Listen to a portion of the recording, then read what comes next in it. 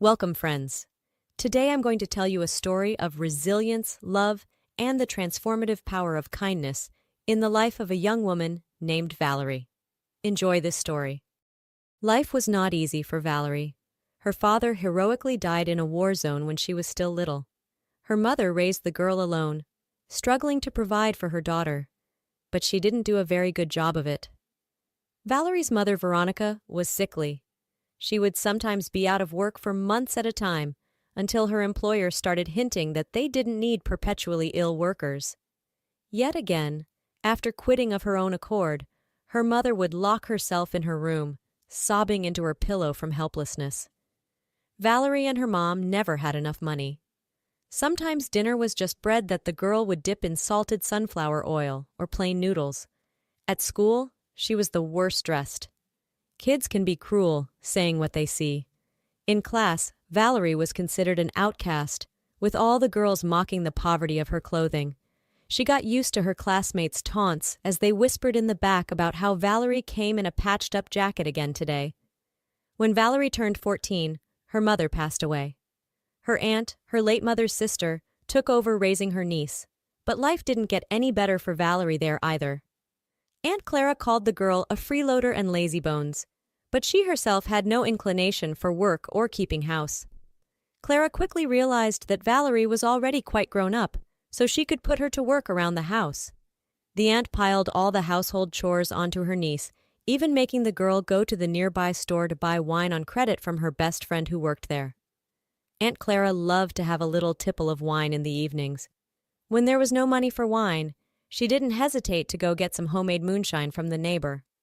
At the end of the month, the two of them would dip bread in vegetable oil. Money didn't stay in Clara's hands for long. After paying debts, the aunt and niece would be broke. The drunken aunt would constantly harp on the same tune of "Susie, when are you going to get married?" often reducing her niece to tears. Her best friend who sold wine to Valerie for her aunt had a son. Evelina worked at her own son's store. Clara was insanely jealous of their family's wealth. More than once, the aunt brought up with Valerie whether she liked her friend's son, but the girl remained silent.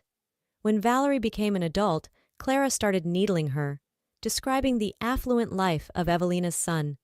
But she was thinking more about her own well-being than the girl's. If Valerie married the store owner, then she wouldn't be hard done by. She could go to the little store without even taking money. If she was related to the generous Evelina, she would even give her free goods.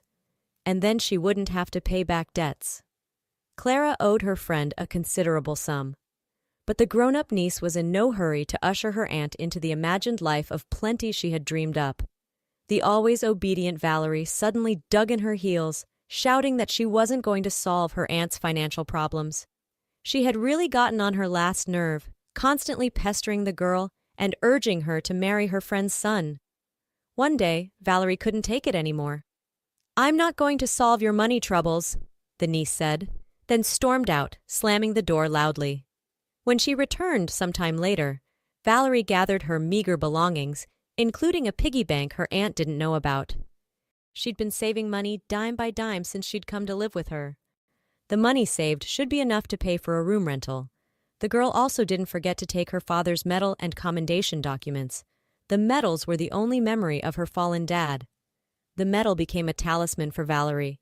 The money was enough not only to pay for renting a modest room from an elderly landlady, but also for food for a while.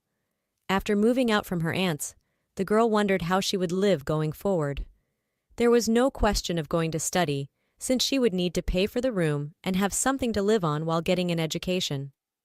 One time at the supermarket, Valerie got a free newspaper publishing job openings in the city.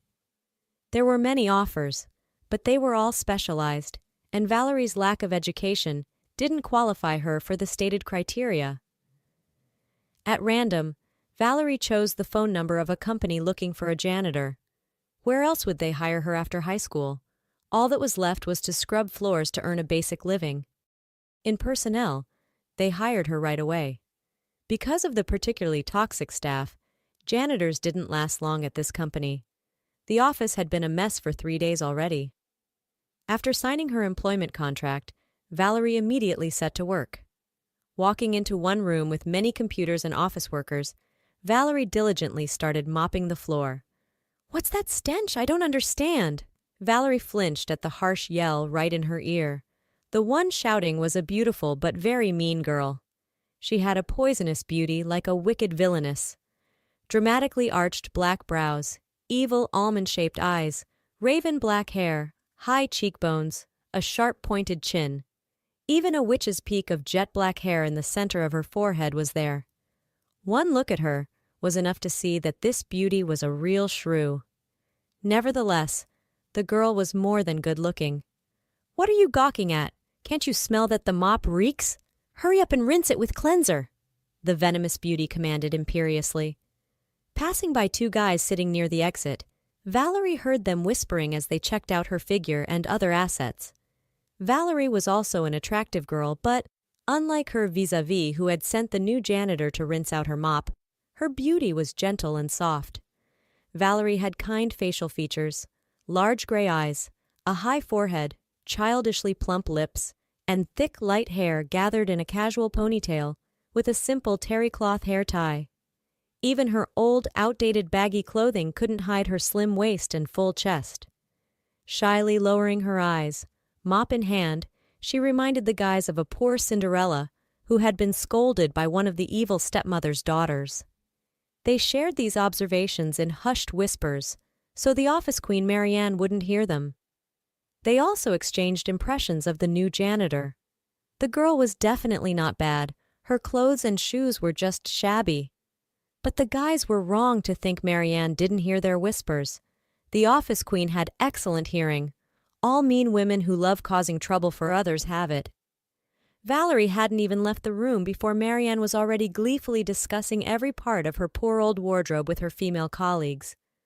Valerie wanted to break the mop over her knee and tell them all to go to hell. But memories of her own dire circumstances stopped her. Not letting her emotions get the better of her, the girl rinsed out the rubber mop head, then returned to the office and resumed mopping, ignoring the taunts of the female staff. Every day at work felt like hell to her. Marianne managed to turn not only the employees against the new janitor, but management too. Only one guy felt sorry for the girl, the same one who had called her Cinderella when they first met. One day he secretly waited for Valerie near the office, since the janitor's workday ended later than the other employees. After waiting for her, Jake invited her to a cafe. They chatted merrily, and Jake seemed to Valerie an open and kind guy. But the next day in one of the long office hallways, one of Marianne's friends approached her. "You fool! Who have you gotten mixed up with? Jake is Marianne's boyfriend. They're going to get married. She'll make your life hell if I tell her you went to a cafe with him. Marianne will soon be head of department. You'll really have fun then," the girl said snidely. The next day, an unpleasant surprise awaited Valerie. When she entered the room where Marianne's department was located, the song "Hello, Secondhand Girl" started playing, and Marianne herself, with a serious face, proceeded to ask her where she could buy a vintage jacket, just like Valerie's at the flea market. Marianne called Valerie's worn-out shoes an antique rarity and Spanish boots, coming up with increasingly elaborate insults for every item of the girl's clothing. Those present for Valerie's humiliation politely chuckled at Marianne's mean jokes, not wanting to clash with the spiteful careerist. Jake never asked Valerie to a cafe again. Accidentally running into the young janitor in the hallway, the guy shyly averted his eyes. He couldn't look the girl he had liked so much in the eye. He felt ashamed and disgusted by his betrayal, since he had snickered along with everyone else, present for the spectacle staged by Marianne. He had long since gone off Marianne, but he didn't dare even hint that they should break up. Jake liked his job at the office and his salary. He didn't want to rock the boat or get on the wrong side of the future department head. People like Jake are called opportunists. The guy hoped to climb the career ladder, to gain a foothold by any means, even if it meant trampling sincere feelings and betraying his nascent love. After the bullying of the janitor who had dared lay claim to her fiancé, Marianne looked like a satisfied, full vampire. The office queen was so pleased with the public humiliation of Valerie that she even left the young janitor alone for a while. The self-respect that had reared its head in Valerie's soul quickly collided with the reality of life. If she quit this job, She risked being left without a paycheck. When signing, she hadn't read the employment contract, but later, when she went to personnel to discuss quitting, she was informed that if she left before the agreed period of at least 1 month, she risked not receiving a single cent. Supposedly, that was stipulated in the employment contract. It was a shame to lose the money she had earned, so she had to stay. The money from her piggy bank was almost gone, plus now Valerie was caring for a little pet. She couldn't leave little Martin hungry. A tiny white kitten had somehow made its way into the office, and Valerie had to hide it from the vicious Marianne until the end of the workday. She was a kind soul. She couldn't leave the helpless month-old kitten on the street, so she took it home. The kind elderly woman whose room Valerie rented didn't mind the kitten either.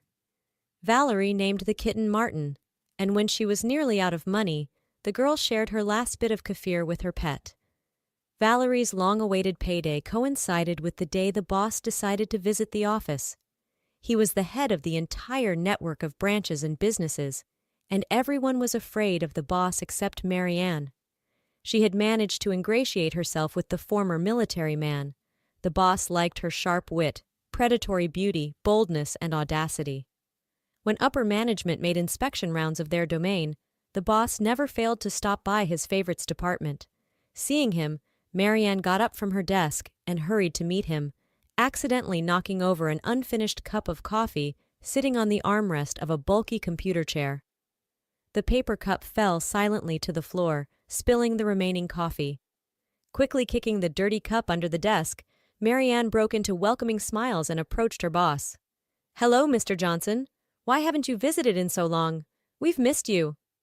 Marianne coyly pursed her beautifully shaped lips as if wanting to kiss the boss. Then she shot a vengeful look at Valerie, wiping her brow with a handkerchief, and continued. "Although, there's no time to get bored around here. Our personnel hired God knows who as the janitor. The new cleaning lady does a lousy job. We're practically living in a pigsty." Marianne gently took the boss's arm and led him to her workstation. Pointing a finger at the spilled coffee stain she had left, she nodded towards Valerie with a look of disdain. "See? No. Do you see how our janitor cleans up? She completely ignores my work area. There's constantly dirt and dust here." Mr. Johnson frowned. He was not yet an old man, rather imposing, with a military bearing. Marianne knew perfectly well that the fastidious boss disliked disorder, so she decided to set up the upstart who considered herself her rival. "Come to my office," the boss curtly told Valerie as he was leaving. His tone boded nothing good. "Why is there a mess in the office? Why are you doing such a poor job of your duties?" "It was cleaned properly. I don't know where the stain and dirt came from," Valerie forced out with difficulty. "They just don't like me in the office. Marianne is constantly nitpicking me. She probably spilled the coffee on purpose. She just wants you to fire me." Suddenly, the girl found the courage to speak up to the boss. Mr. Johnson thoughtfully tapped the desk with his pen cap. "You seem like a good girl. I don't know where this dislike from the office staff came from. And who are you? Introduce yourself." Valerie gave her first and last name. Hearing Valerie's rather unusual last name, the boss became agitated. "And what was your father's name?" Valerie lowered her head but proudly raised it again. "My father was named Alex. He died." But the boss cut her off, finishing for her. "In the Iraq. He was my friend. The captain died saving my life, pulling me off the line of fire." Then he fell silent for a long while. Valerie stood across from him, shifting from foot to foot. The silence dragged on. "Well, I'll be. You say Marianne instituted hazing in the office? We'll sort it out. Go back to work for now. Tomorrow I'll order another janitor hired. It's no work for a hero's daughter pushing a mop around all day. You'll go to college. Is your mother still alive?" Valerie shook her head no. "Passed away long ago, then? Left you an orphan, huh? Got a place to live?" Valerie shrugged. "I lived with my aunt. Now I rent a room." The boss clenched his fist, resting on the desk so hard his knuckles turned white. "We'll sort this out." That day, Valerie ran home to her rented apartment, not feeling her feet from happiness. "Well, would you look at that? My first paycheck! And more, it's like a generous bonus, too." Dashing into the pet store, she stocked up on cat food pâtés for Martin. Spotting a cat toy, she bought that too. That day, she felt so proud of herself. After all, she was now a real breadwinner. She could provide for herself and her kitty. And the greatest joy, the boss fired that nasty Marianne on the very same day, the one who had made Valerie's life so miserable. Now no one would humiliate and mock her shabby old clothes anymore. Although, now she could actually afford to buy herself something new. After feeding Martin, the girl went shopping for new outfits. But the next day was even more wondrous. Coming into the office, Valerie was surprised to see some unfamiliar elderly woman mopping the floors. Acting uncharacteristically obsequious, the personnel officer approached Valerie with a new contract. She had been hired as a client service operator. In the afternoon, the boss arrived. He summoned Valerie to his office again, where he handed her the keys to an apartment. "The keys to my second apartment. I bought this apartment once for future children, but no children yet. You live there. It's not right for a hero's daughter to move from rental to rental. Oh, but I have a cat. Can I bring the kitten too? I won't go anywhere without Martin," Valerie said. Mr. Johnson laughed merrily. "Bring an alligator if you want. The apartment's been vacant for ages. You and the kitty can set up house there together." After gathering her things and Martin, Valerie warmly said goodbye to the elderly landlady and moved into the spacious three-room apartment. After relocating, Valerie didn't walk to work but flew. Though listed as a regular operator, she hardly ever dealt with calls. The boss treated his late friend's daughter like his own child. He bought her new clothes, outfitted the apartment where she lived with appliances, and started initiating her into the company business. The childless veteran saw Valerie as his successor. He wanted her to be able to take over running all aspects of the office network and businesses if anything happened to him. It was only her Aunt Clara who kept insisting that there was no money for an education. The late father's friend insisted that Valerie enroll in university in the economics program. To everyone's surprise, given the transformation in the former janitor's appearance and demeanor, and management's attitude toward her, Jake soon found the courage to tell Marianne that their relationship had run its course. His pronouncement didn't wound Marianne in the slightest. She had long considered him a dead-end loser, already trying to hit on her boss's son at her new job. Free of his former office queen girlfriend, the opportunist tried to rekindle things with Valerie. But the girl already knew his true worth, so she coldly rebuffed his suggestion to go out that weekend. Valerie curtly turned him down, amazed that she could ever have been attracted to such a worthless person. The crafty opportunist was left with nothing, wanted by neither Marianne nor Valerie. How could she have ever pined for him, crying over his betrayal when he had led her on only to then side with Marianne? Where had her eyes been? What could be appealing about someone like Jake, other than his pretty boy marshmallow face? And she had suffered from unrequited love, even shed tears over him. Valerie berated herself for her past poor judgment. One day, while buying Martin's cat food at the pet store, Valerie knocked a can of pâté off the shelf. Deftly caught by a strong hand before it could hit the floor, the can did not fall. "Not skimping on your kitty, huh? Getting the good stuff?" said a tall, unfamiliar young man, nodding approvingly at the bag of premium cat food in Valerie's hands as he put the can back. "Trying not to. I just love him, that's all," a flustered Valerie replied, taken aback by the guy's quickness and agility. "I love my cat too. He's a Savannah," the young man said. "Well, mine's a purebred too, American street bred, just like from those fancy cats," the girl quipped in response. "He snuck into our office. I picked him up so this mean lady wouldn't toss him out the window. So the kitty ended up living with me. I named him Martin." Suddenly, for no particular reason, Valerie opened up to this stranger. Less than 10 minutes after meeting, the young man and woman were chatting like old friends. Archie appreciated Valerie's humor, and she liked his openness and views on life that he freely shared with her. Before she knew it, Archie had walked Valerie home. They stood by her building entrance for a long while, talking about everything under the sun. Neither wanted to part ways, but it was getting too dark outside. Valerie thought it improper to be so obviously smitten on a first meeting. But Archie beat her to it, saying he didn't want to leave either, but propriety demanded it. It was as if he had read her mind. Going up the steps, Valerie was amazed to realize it was all true. Those things you read in romance novels about connections, soulmates, finding your other half. She spent the whole night tossing and turning, replaying scenes from her well-thumbed novels where characters encountered their soulmates. In the morning, thoroughly unrested, Valerie got ready for work. For the first time in ages, she didn't want to go. She wanted to run to the pet store to try and find Archie again. In their conversation, they had even forgotten to exchange phone numbers. So imagine her surprise when, walking out the front door, she spotted him there. "You know, I couldn't leave you. I just ran home to feed my cat, then came right back to your place. I spent the whole night watching your window," the guy said, pointing to the second-floor windows of Valerie's apartment. "And you didn't sleep either. The light was on in your bedroom all night. It's fate, you see? It was meant to be. You're mine and I'm yours. That's all there is to it," Archie said, pulling the girl into an embrace, hungrily breathing in the scent of her hair. If you enjoyed this story, please support me by hitting the like button. And to be notified about new interesting tales, hit the subscribe bell when you subscribe. All the best to you.